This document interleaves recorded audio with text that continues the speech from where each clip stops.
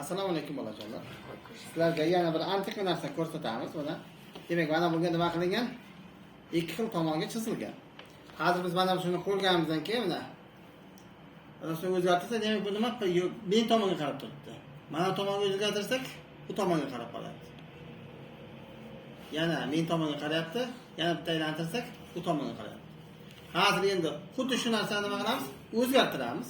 Mana bunday holatni ko'ramiz. Yani bu yuqoriga qarab turibdi, to'g'rimi? Yani bu tomonga qilsak ham yuqori bo'lib turibdi. Buni ko'rsatyapmiz, yuqori bo'lyapti. Buni yana aylantirsak, yuqori bo'lyapti. Demak, nima uchun bunaqa bo'layotganligini, hamda bu qanday qilib chizilganligini nima qilasizlar? Kommentariyalarda albatta yozib qoldiringizlar. Undan tashqari yana bittasi bor. Bunisini olsak, mana bunday qilsak. Demak, chap tomonga stilkani qilgan bo'lsa, bunisida yuqoriga.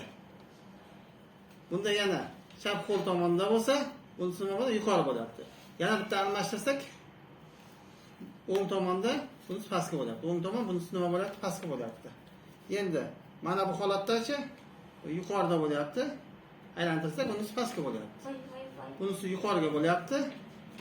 Bunisi pastga. Demak, qarama-qarshi tomonga nima qilyapti? Harakat qilib ko'rinyapti. Bu yerda oladigan bo'lsa, yuqoriga bo'lsa, bunisi yuqoriga.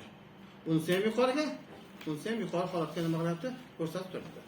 Bu nima uchun bunday bo'lganligini albatta kommentariyalarda nima qilamiz? Yozib qoldiramiz.